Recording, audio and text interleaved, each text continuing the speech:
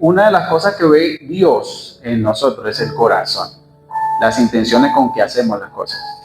Si en nuestro diario vivir la intención es correcta, Dios bendice lo que hacemos. No importa lo que hagas, si Dios lo está haciendo de buen corazón, con buen ánimo, Dios bendice eso, ¿sí? Entonces, bueno, lo que traigo pues en este día es un adiestramiento, compartiendo algo de lo que Dios me ha permitido aprender. Y quisiera que prestara mucha atención porque lo que traigo hoy, y Dios lo confirmó en todo esto que ha estado pasando hasta el día de hoy, ustedes lo van a ver ahorita.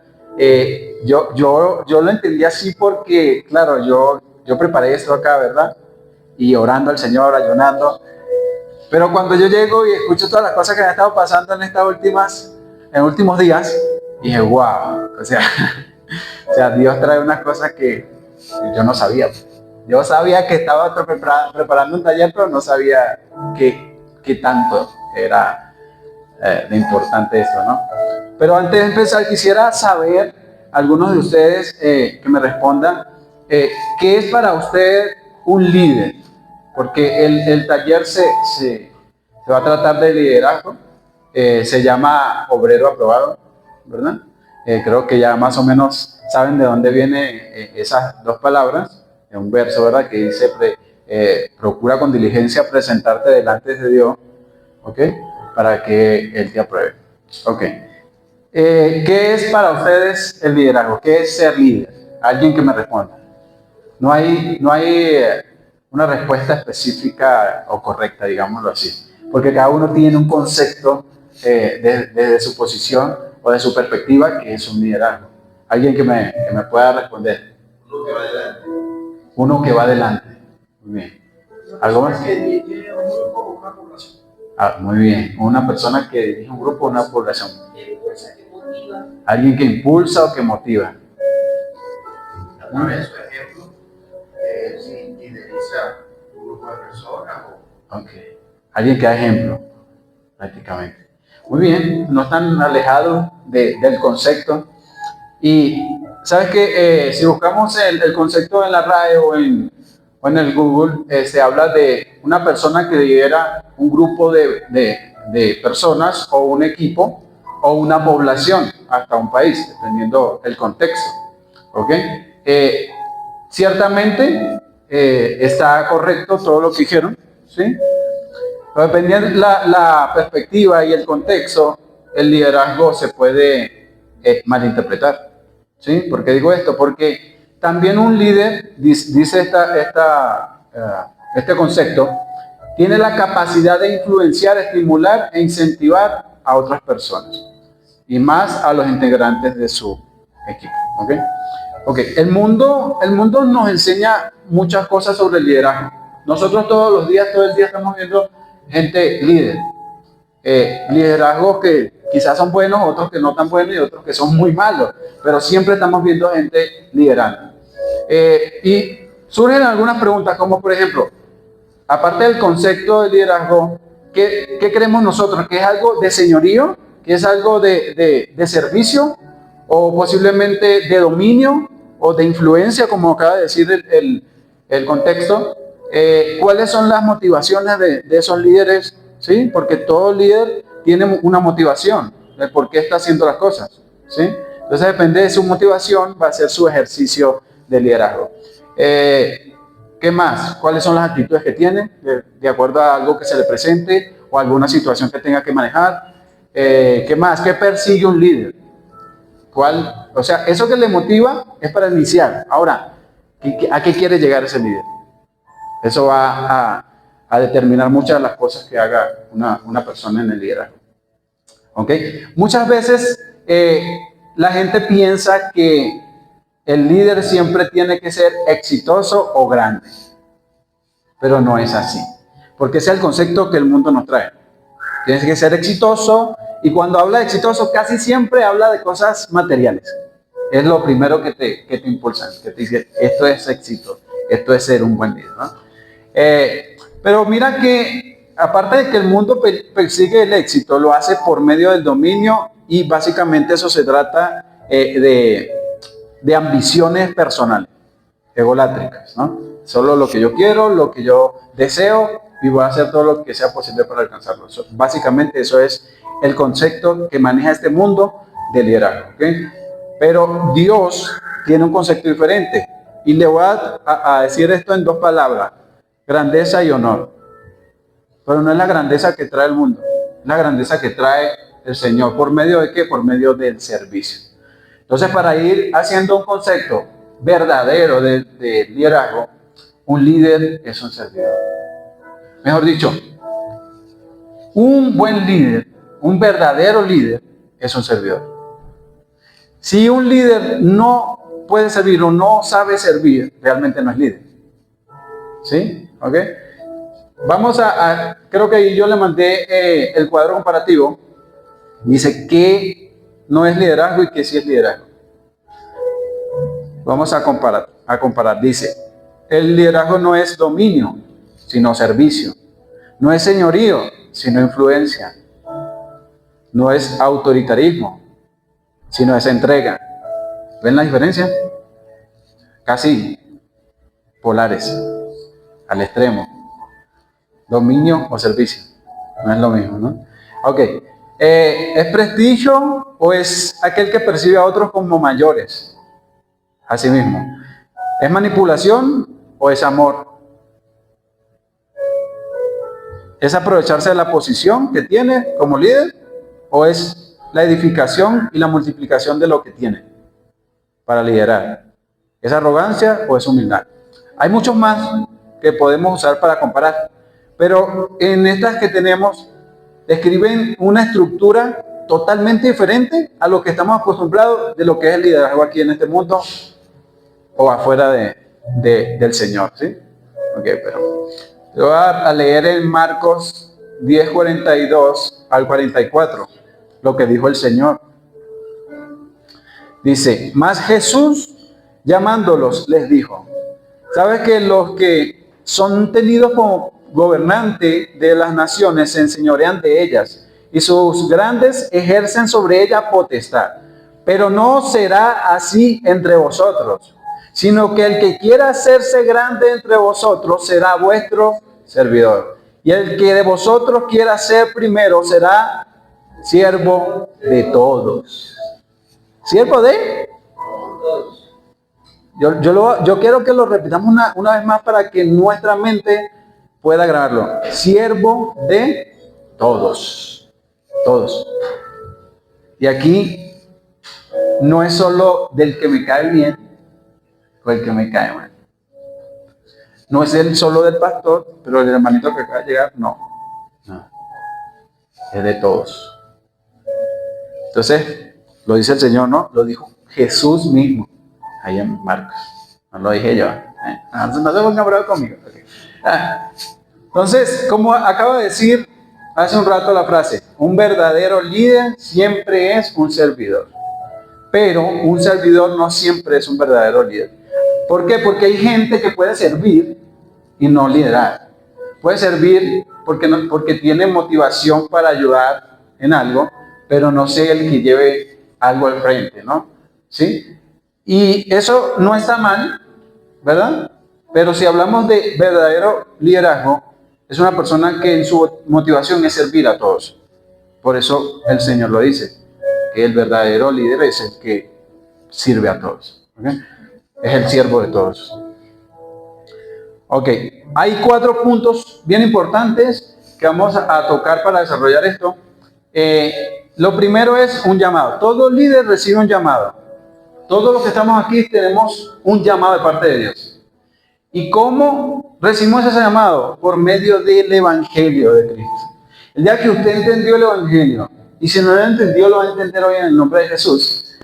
Desde ese día usted recibió un llamado. ¿Ok? Y quiero que podamos ver, cada vez que yo diga líder o liderazgo, estamos hablando de un servidor, de un servicio, ¿sí? Literal, en la cultura judía, esta palabra viene de esclavo.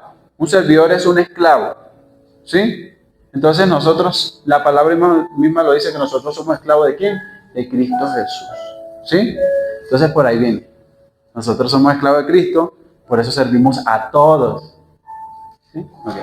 Entonces el llamado es así, por medio del Evangelio. En este llamado, el Espíritu Santo, porque nadie más lo puede hacer, solo el Espíritu Santo puede hacer este llamado a cada persona, hace entender primero la condición de cada uno.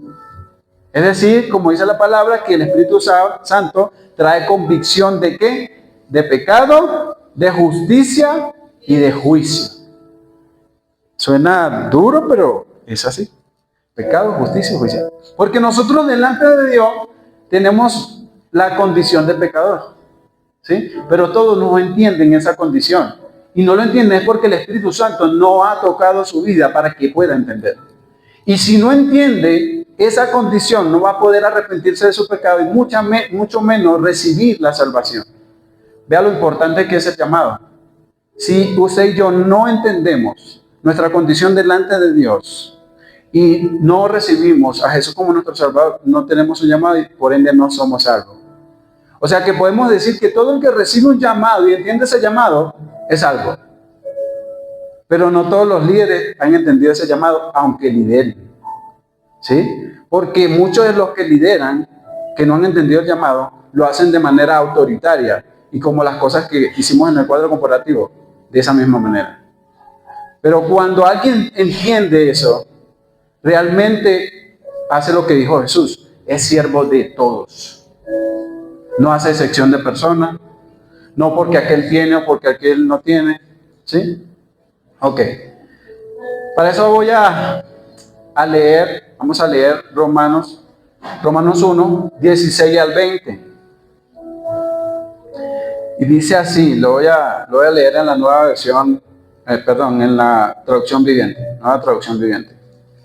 Dice, pues, no me avergüenzo de la buena noticia acerca de Cristo, porque es poder de Dios en acción para salvar a todo aquel que cree, a los judíos primeramente y también a los gentiles. Esa buena noticia nos revela cómo Dios nos hace justo ante sus ojos, lo cual se logra de principio a fin por medio de la fe. Como dice la Escritura, es por medio de la fe que el justo vivirá. ¿Cierto? Ok, y dice, pero Dios muestra su ira desde el cielo contra todos los que son pecadores y perversos, que detienen la verdad con su perversión. Dios. Ellos conocen la verdad acerca de Dios, porque Él se las ha hecho evidente, pues desde la creación del mundo todos han visto los cielos y la tierra, por medio de todo lo que Dios hizo, ellos pueden ver a simple vista, las cualidades invisibles del Dios, su poder eterno, su naturaleza divina, y así que no tienen ninguna excusa para no conocer a Dios. Escuche esto es general, usted que está aquí y los que no conocen al Señor. Ninguno, así nosotros no le prediquemos nunca, ninguno tiene excusa de decir no conozco a Dios. Porque la Biblia dice en Romanos que Él se ha mostrado aún desde sus naturalezas. Lo que Él creó, nosotros podemos encontrar a Dios, según Romanos, en la naturaleza, en todas las cosas que están hechas por Él. Entonces nadie puede decir que no conoce a Dios, ¿sí? Pero dice al principio, dice que conocimos a Dios, pero nosotros no lo elegimos a Él, sino que con nuestra mentira detuvimos la verdad. ¿La verdad de quién? De Dios, de que Dios es real, de que Dios existe. ¿Ok?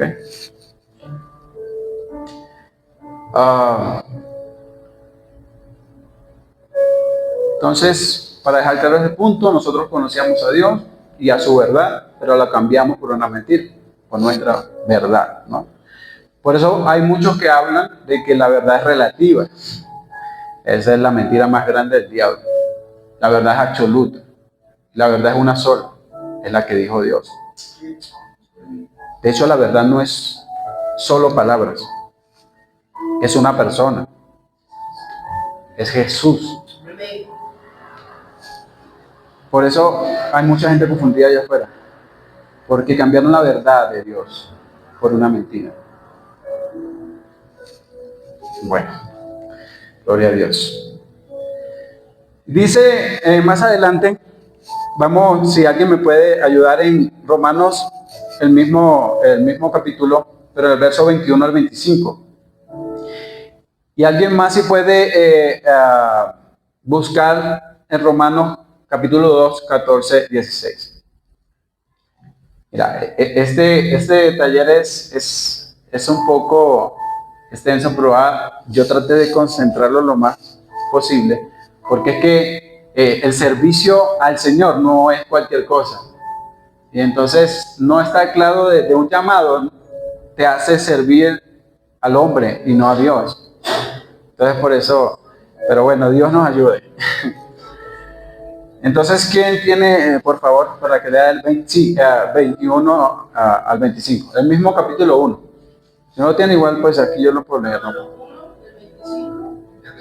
Del 21 al 25, hermana.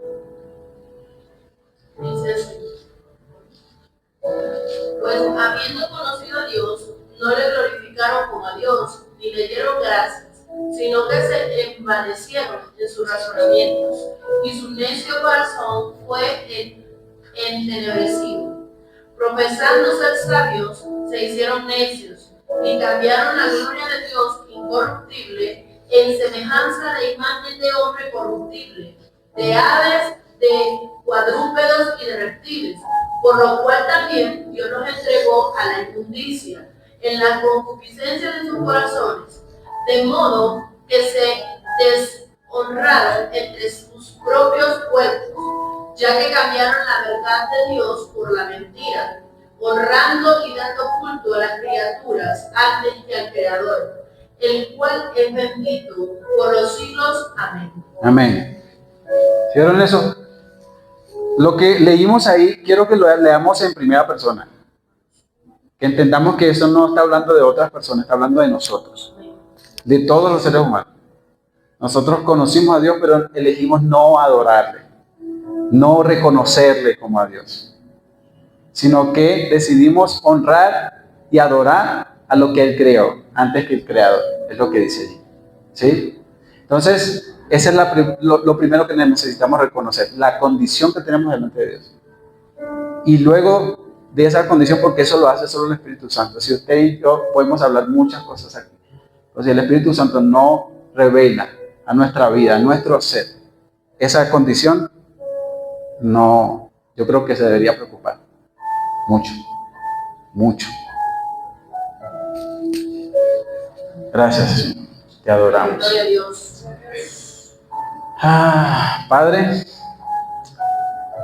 que tu Espíritu Santo pueda rearguir, que pueda convertir el corazón, Dios.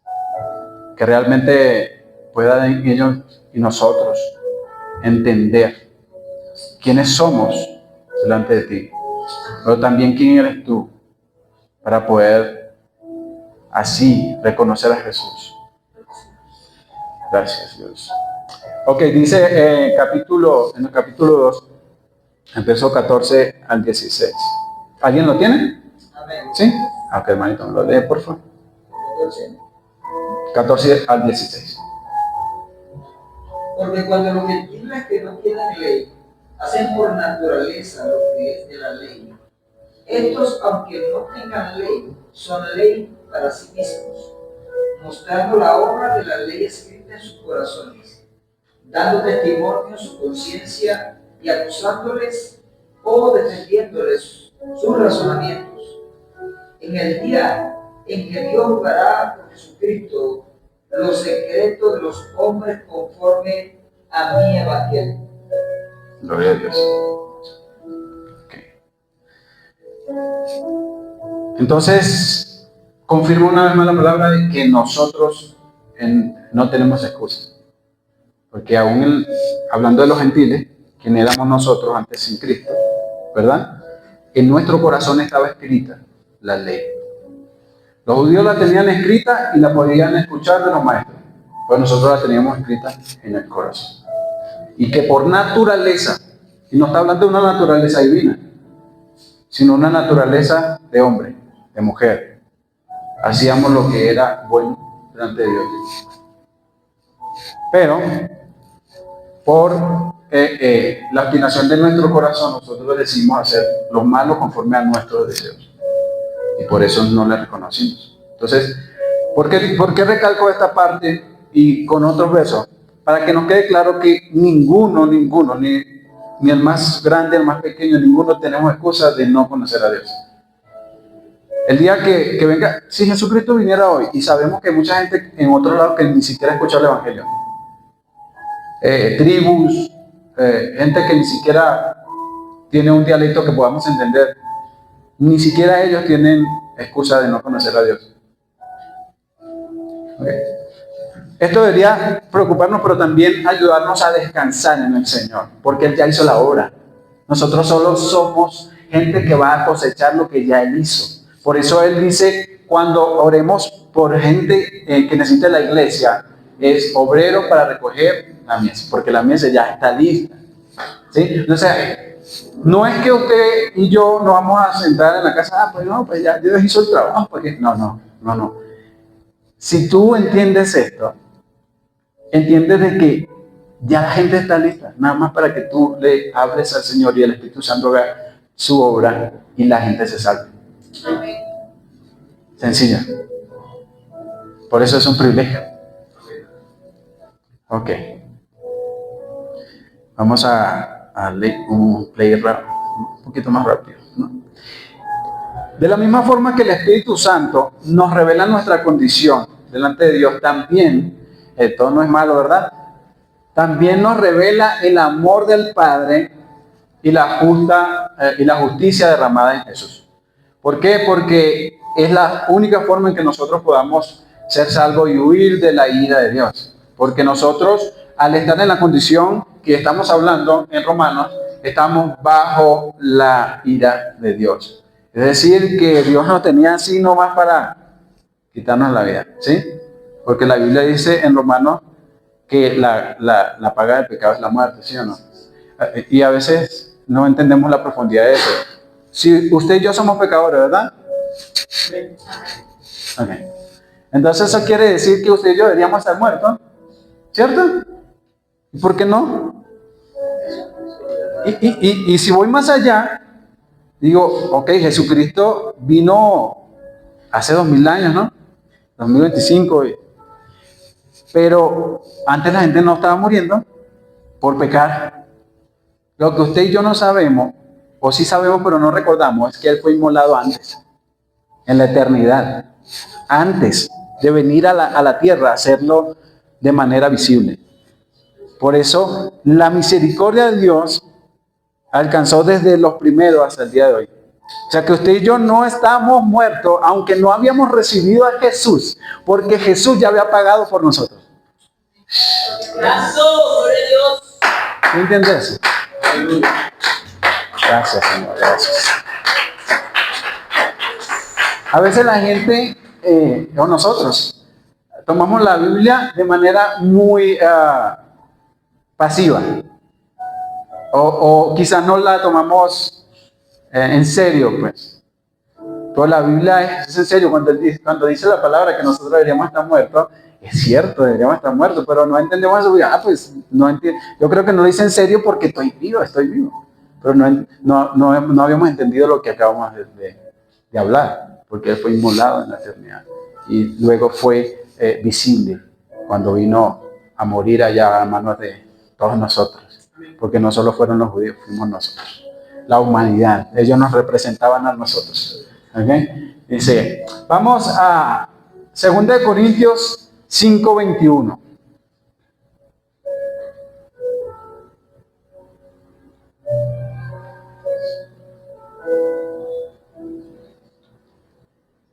Dice, pues Dios hizo que Cristo, quien nunca pecó, fuera la ofrenda por nuestro pecado, para que nosotros pudiéramos estar en una relación correcta con Dios por medio de Cristo. ¿Se oye fácil? ¿No lo fue? Dice que Él nunca pecó. Y era necesario que nunca pecara para que tuviera Él la justicia. Porque cuando se derramó en Jesús la ira de Dios, Dios fue justo. Y hay gente que le cuesta creer eso. Fue justo al castigar el pecado. Pero también hay una justicia, si lo vemos de nuestra parte. La injusticia es que, porque lo hizo en alguien que nunca pecó. ¿Sí? Pero esa injusticia nos trajo justicia a nosotros.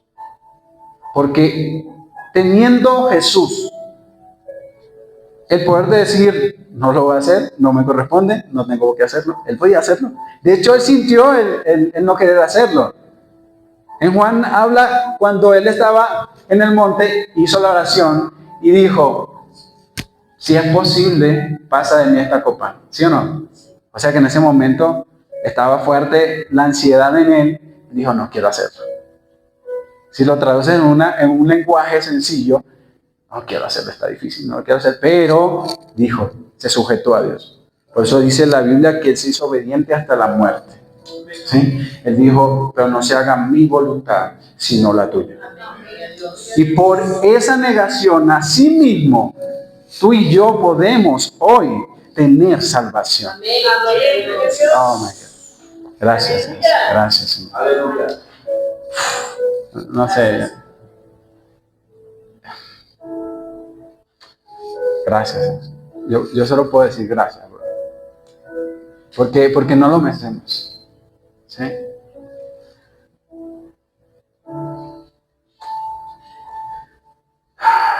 Bueno, continuamos. ¿Qué pasó allí? Lo voy a hacer rapidito. Hay una imputación del pecado. ¿Qué significa esto? A Jesús, quien era libre de culpa y de pecado, se le pasó la culpa de nosotros. Nuestra culpa y nuestros pecados. Eso es imputación de pecado. Como cuando alguien en un juicio le dicen, usted está condenado porque hizo esto y esto y esto, mató, violó, lo que sea. Pero resulta que hay otra persona ahí al lado y dice, yo sé que él lo hizo, pero ya no quiero que él pague, sino que esos cargos me lo den a mí, aunque yo no lo hice.